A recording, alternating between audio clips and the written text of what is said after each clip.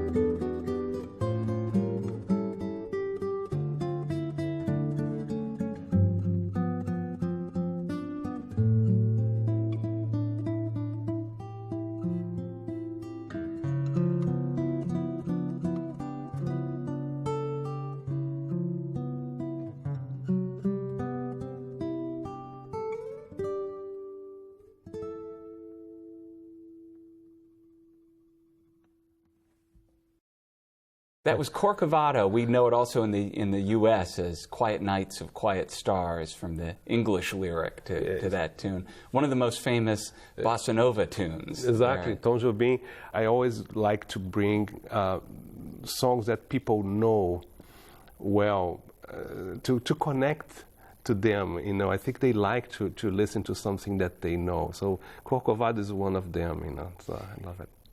What is it about Brazilian music and American music that they give and take to one another so beautifully? There's so much of American popular standards that influenced the bossa nova, and then the bossa nova has been so profoundly received in the U.S., has made such a difference in American jazz. The harmony of the jazz, a lot of that harmony is in bossa nova.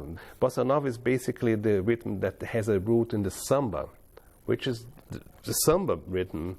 And the samba before bossa nova was more like they used more simple chords, like triads and simple harmonies. And then the bossa nova came with this new harmony that has a lot to do with the jazz. I think that's the connection. And of course, then rhythmically, bossa nova is so much in America now that influences a lot of the people that play jazz here. Well, now you have a new record out, a record that has the rare distinction of earning 5 stars in Downbeat magazine. Very few records do that. One of the things I really like about your new record is that you didn't do a lot of studio tricks with it. You didn't go back and fix everything and use auto-tune to make it all perfect. There's a beauty on that, you know. There's imperfections. Is human, and I think people perceive the human side of that even more if you don't do too much of the studio tricks, like you say. Well, we've heard some Brazilian music from you and an original. How about we hear something from the American jazz repertoire that you have grown up listening to? Why don't you play with me? Oh, that because I know you have a beautiful sound. Oh, I'd love to do that. Let's do that.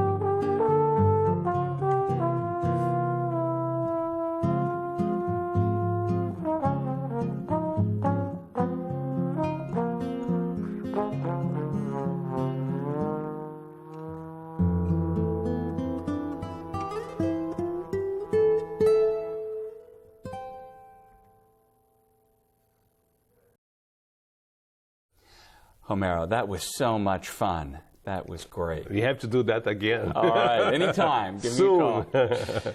You have played with some of the most amazing musicians around the world, not just in jazz, but in the world of classical music, in the pop world. How do you like to approach all these different contexts?